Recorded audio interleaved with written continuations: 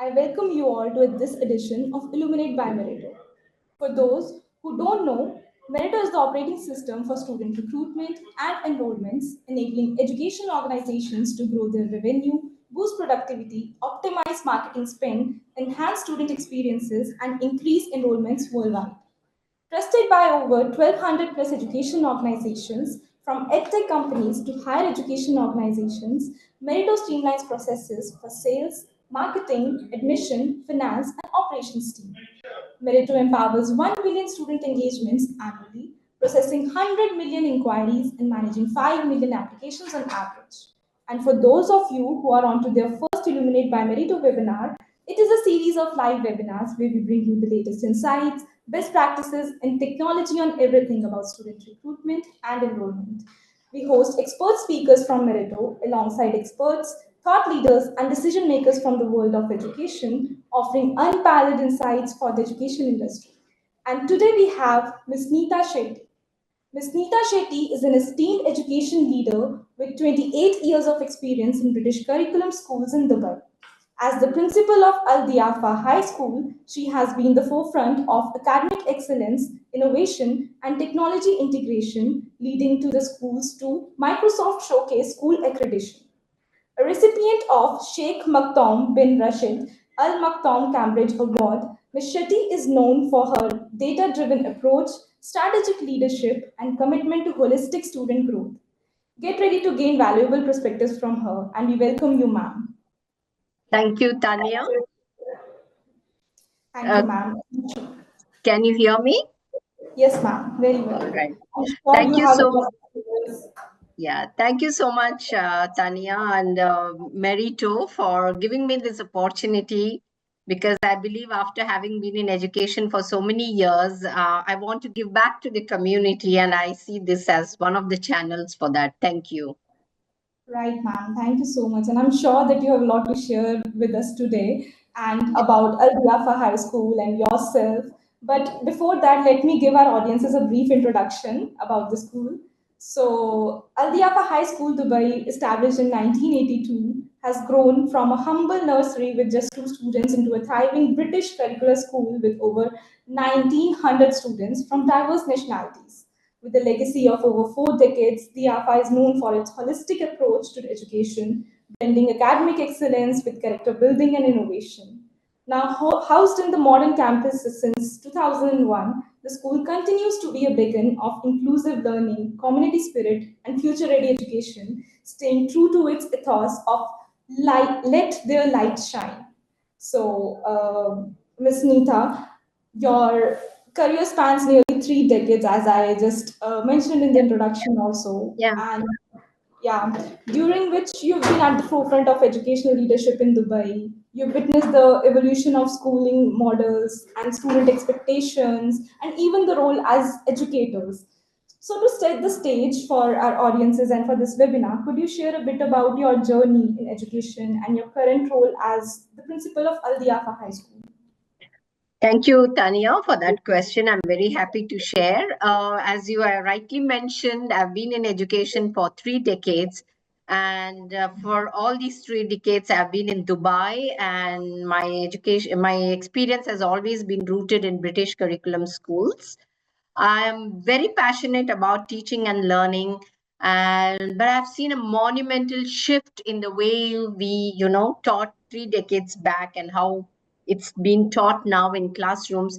I can simply put it in one line and say the shift has been from chalkboards to chatbots. So that is how massive the shift has been. Uh, Yes, I'm leading Al Diafa High School. I've been principal here, and I've been working here for the last 12 years. It's a school, as you rightly described, with a very, very strong legacy. It's been in education for 43 years. And amidst all the heavyweights in education, we have stood tall and synonymous to academic excellence and a holistic education. Personally, I'm very, very fond of data, and I strongly believe in data driven approaches to making education more impactful. And I love what I'm doing. I enjoy my job so much so that this is my ikigai. No, ma'am, that's truly inspiring journey for us. Like you've been the vice principal first, and then now you're the Yeah, principal of the school. yeah. It's evident that your leadership has been Yeah, I instrumental. actually started my career as a teacher and I've grown through the ranks. So this has enabled me to get a, holistic, experience. I know when I set expectations for my team, whether it is realistic, whether it is fair, because I've been there. And from my experience, I completely understand how a school works from different, perspectives. So that has enabled me to operate efficiently now. I absolutely agree, ma'am, and I'm sure that our audiences right here who are present in this webinar, watching it live, and the audiences for whom we'll be marketing it further after the webinar also on different channels. I'm sure they'll have quite a lot of insights to gain from this webinar, and I am quite excited for the conversation ahead. Thank you. So let's just start with our conversation. So, just ma'am, with Dubai being such a dynamic, multicultural hub, schools often find themselves at the intersection of local values and global expectations. So parents seek a curriculum that is, internationally recognized yet culturally grounded. So Mm. how do UAE schools like Al Diafa schools strike this balance? What strategies have worked best in maintaining the academic rigor while ensuring the students remain also connected to their roots? Okay. Thank you for this question, and it's an interesting question. As you know, that UA is a melting point of cultures. We have more than 200 nationalities living together and working together. There's diversity of languages, food, traditions, and of course, there's diverse curriculum here. Now, we at Al Diafa High School, we follow the British curriculum, while we have a prescribed curriculum to follow.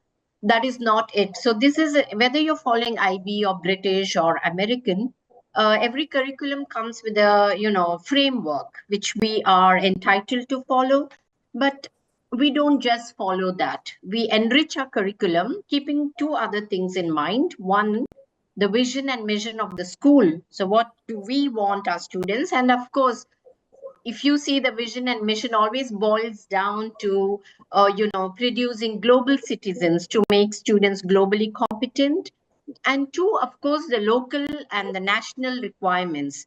So if you take any student in UAE, they all would have to study Arabic, they all would have to study Islamic if they're Muslims, they all would have to study moral, social, cultural studies. So that is common between a student studying in any curriculum. And if you talk about the school's vision and mission, we want globally competent students. So there comes in robotics and STEM related subjects, and of course, all curriculums are now moving to a focus of more of skill based education rather than a content driven education, where all the skills of the 21st century, collaboration, critical thinking, creativity, all this is interwoven into what we do. So when we say it is a British school, it is not just about the British curriculum, but it comes in entirety. It's very holistic and it is enriched. So, in order to make things easy for us, the government here has some mandatory, units that has to be built or integrated into our curriculum, which has helped, because this helps in cross-cultural understanding. Also, it helps us to, equip students with the skills that will be needed globally. So yeah, so we have completely sort of enriched our curriculum, and that's how we have adopted to meet the international needs. That makes a lot of sense, ma'am. Yeah. And the challenges not just offering a curriculum but crafting an experience for the Yes, students that yes, resonates with them and the parents alike. yes. And one of the biggest challenges that schools face in converting inquiries into actual enrollments. So families today have access to extensive information and options on social media, on different various platforms, making the decision-making processes even more complex with a lot more information as much as they gather. So, from your experience, what are some of the most common challenges schools face in this journey? And like, what strategies have you found effective in addressing them throughout your experience of so many years? Yeah. As you mentioned earlier, about parents having a lot of information on hand. Now, earlier, when parents would look for a school, it would be whether it is a CBSE school or whether it's a British school or an American school. But now things have changed. It's not about the curriculum, but it is about the experience. So, and parents these days have a lot of information on hand, and particularly in UAE, because of this inspection system, the inspection reports are published on the public, for the public to view. So they go and read up. So they have all that information in hand. And another thing, I might be a little biased when I'm answering this, because schools like us, which has been in the industry for 43 years, we have stood the test of time. There's word of mouth and there's a reputation which comes along with it. So, parents for us, when they come for inquiries, they do not just come to ask. I mean, they really want a place with us. Whereas this can vary. If it's a local parent who's doing an inquiry, they already know about Al Diafa High School and that's why they have come. But whereas if it's a parent from India who's inquiring admission because they're moving to Dubai or they're moving in from New Zealand or wherever, Canada, then they will need to do a little bit of research. Uh, I personally, as I said, I would be biased. I have not seen a major challenge here because we've always had a long waiting list. But what I can see as a challenge with other schools could be probably the credibility, the value propositions that you offer.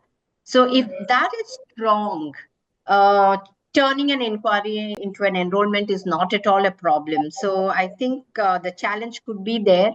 And another challenge could be how you maintain your data and how you get back to them. For example, whenever a student approaches us for admission, we do not have vacancy. For most part of the year, we are full, but we might have a later point when there might be a vacancy. So that time, having had a database where you have a database of parents who are interested with us and going back to them, following up on that helps a lot.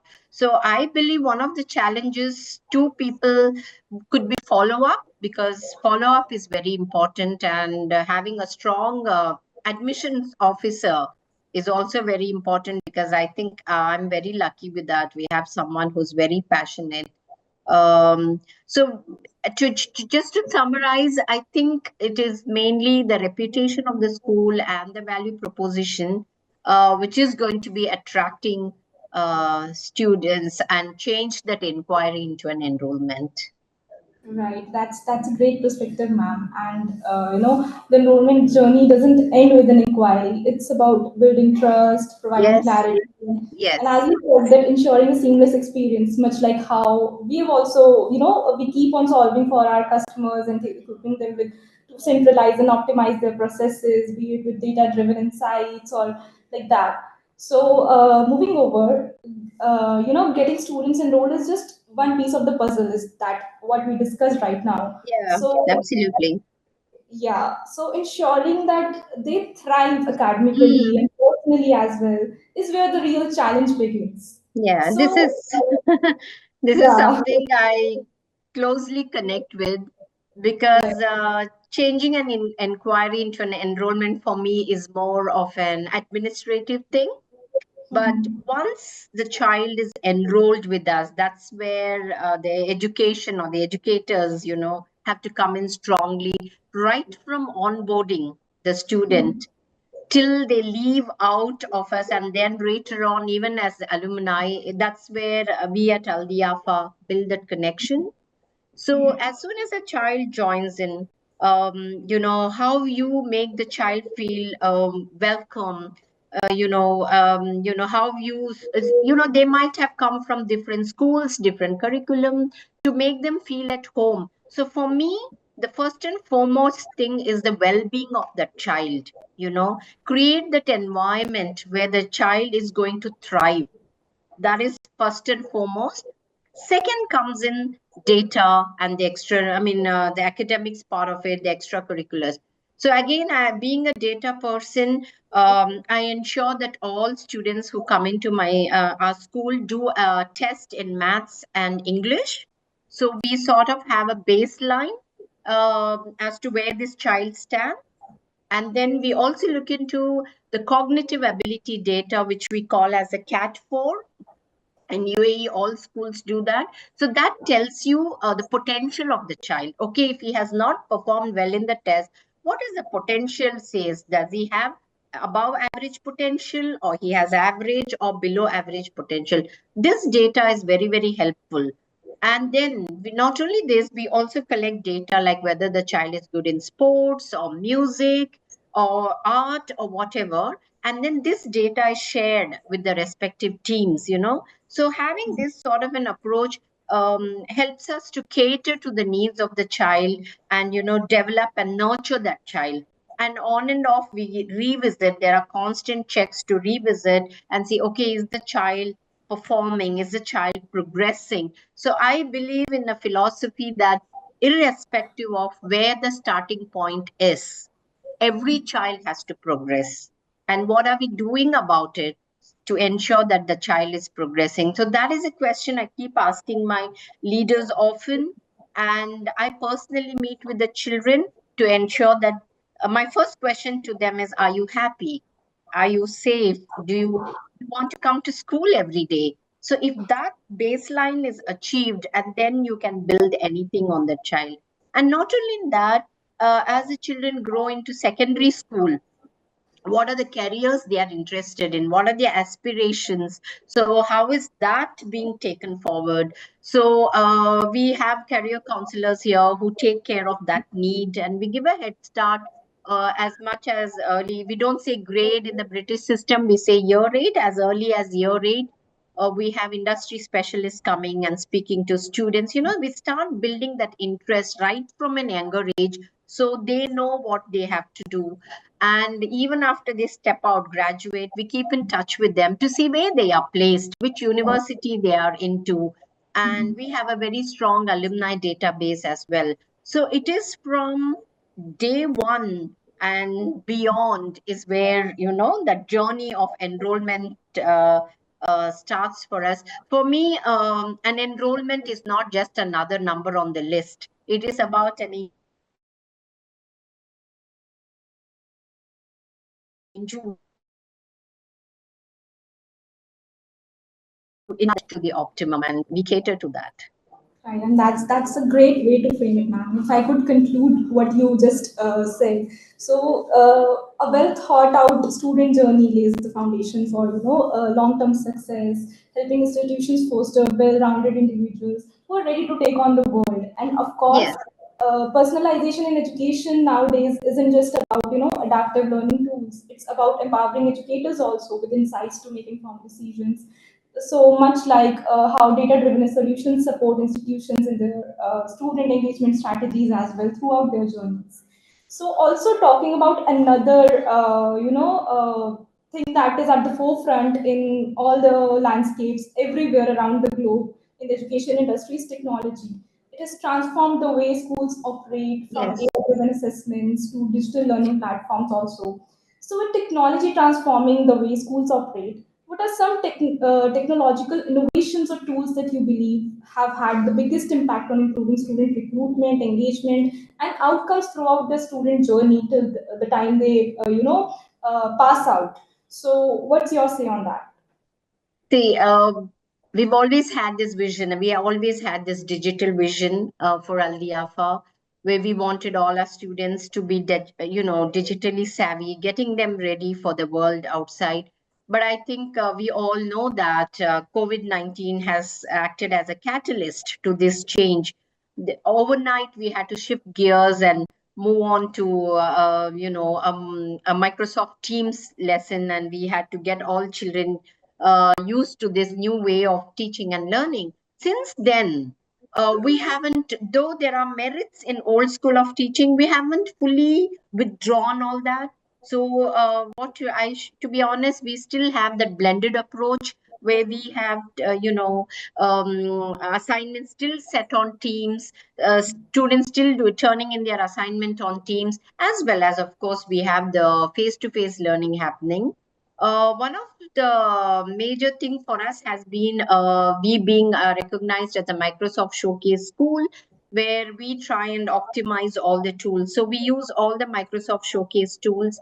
Plus, besides that, we have Education City, which is a platform for our primary students. We have My Maths, which is a tool we use right from year 1 to 13. We have Light Sail for reading, and we have Kutubi for Arabic. So we have various platforms through which, students are engaged online, because that is where we are going to. So there's a lot of technology, and even in lessons, if you see, teachers use Kahoot or Nearpod or Mentimeter for getting real-time assessments to check where the learning is going. So it's a completely technology-driven school, I would say. And we see so much of merit in this, because this has enabled us to personalize learning, or send a little extra work to someone who needs it, or send a little more challenging work to someone who needs it, which otherwise might not have been possible in a normal classroom setting. So for us, I would definitely say technology has plays a big role. Having said that, I wouldn't still take away the old school of face to face teacher intervention also. So we strike a beautiful balance between the two. That's fascinating, ma'am. And it's always fascinating to see how technology is becoming a key enabler in education Yeah. with time, with years. The challenge isn't just about adapting this new tech into integrating it meaningfully, but into everyday learning experiences for the students is what that matters. And I was thinking about the point that you made earlier, that let's not forget that preparing students for the future isn't just about academic excellence, isn't about what they're studying in the classes, but it's also about their career readiness. So many schools like Al Diafa are now actively collaborating with universities and industry partners to provide students with real world exposure, like you mentioned earlier. So, from your experience, as I know that our audiences are for sure making the notes, so any two, 3 pointers or any advice how that would you would like to share on how can schools foster stronger collaborations with higher education institutions and also industry partners for that matter for better aligning student outcomes with future careers? Yeah. So as I said earlier, right from year 8, which you would understand it as grade 8, we sort of start building interest in the different careers. But as we move higher up, what we do is we have tie-ups with industries, and we have tie-ups with universities, where we sort of have mentorship programs with the industry. We tie up with the industry and ask them, okay, there's a winter break coming up. We have few of our students who are interested. Would you like to take them in for, mentorship? We also approach our parent council, because some of them have their own businesses. So, we sort of have those tie-ups for internship and mentorship opportunities, shadow programs with the university, as well as we invite industry and university experts to come and talk to our children. Now, this is not just a ad hoc thing; it is timetabled into our curriculum. For example, for years 11, 12, and 13, we have every week a timetable lesson called Career Guidance Interface, where it is a must that we get people from out and industry experts to talk to them. So this has greatly enhanced us to bridge the gap between, school education and the university, life and there after. We've also introduced some vocational pathways in our school, which, enables students to have a real life experience. For example, we have what is called as BTech IT, BTech Business, which enables students to in school itself develop those those experiences of having conducted running your own business or running your own event. So yeah.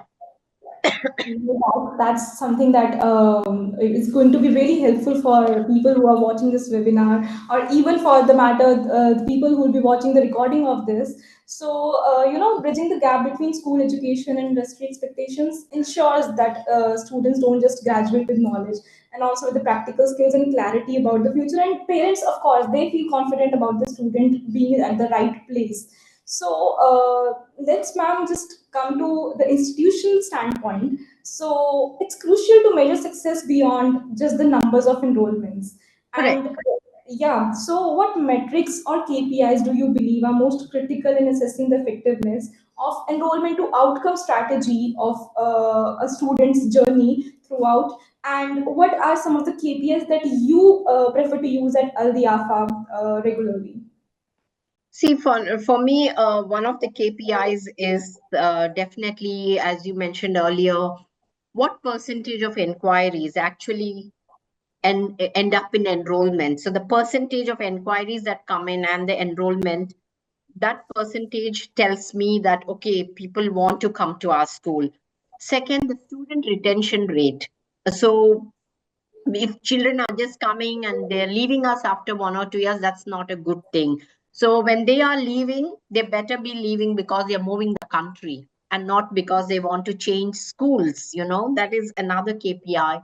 And of course, the academic results, which, the board exam results and where we stand, and the well-being of students, which we measure through surveys, and we have parent feedback, we have student feedback. So that is one thing. And also another thing is, where do our students go after they leave us? Are they accepted by universities? Are they going to good universities? So where they are, and even beyond, where are they working, where are our alumni placed? So all this for me act as KPIs. Yeah, that's insightful, ma'am. Tracking the right metrics allows institutions, be it schools, higher educations, or Yeah. any other platform, it allows them to, refine their approach and ensure that they're delivering real, tangible value to students, and not just students, I would say, for the success of their institution as well at the same time. Yes. So, ma'am, as we wrap up, if there were to give one advice to the school leaders in UAE who are looking to define their enrollment processes and enhance that student outcomes, what would it be that you feel that these are the two three go to takeaways that yes, if you do this, definitely going to see the success of your institution and the school and the students as well. Uh, uh, I've seen many schools which are starting new. They spend a lot of money on marketing. Marketing is key, but I think the real work you do is what is going to bring you that success. When I say that real work, personalized learning, academic success, and success in extracurriculars is very, very important.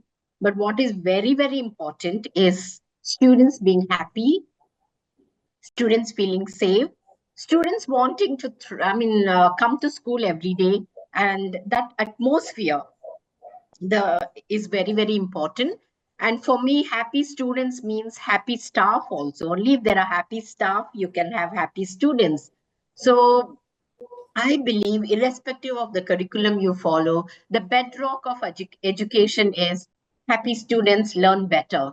So, if that is established, I think everyone will thrive. That's the most powerful takeaway, Yeah. ma'am. I would say that often such small shifts can make huge impact on how institutions, attract, engage, and also nurture their students to drive meaningful outcomes throughout. And Yeah.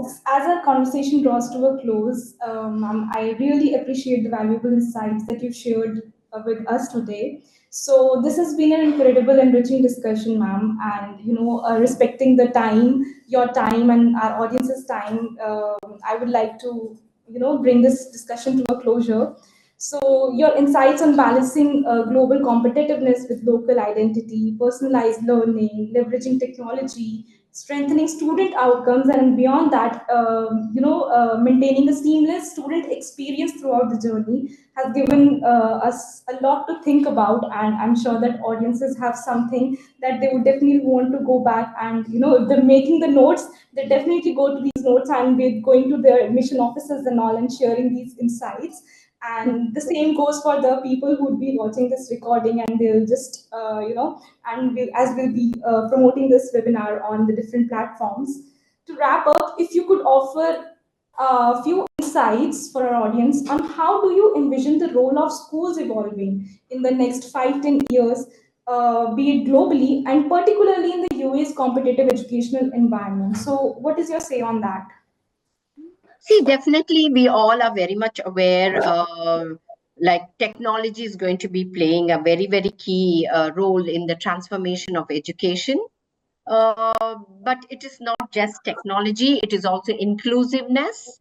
And also, I would bring in a blend of tradition also, because it is all these three coming together. Because in the name of globalization, we cannot forget who we are, we cannot forget our roots. So I believe that education, particularly in UAE, the government here, the leaders of this country, they're very, very specific about the national heritage being, retained no matter what we do.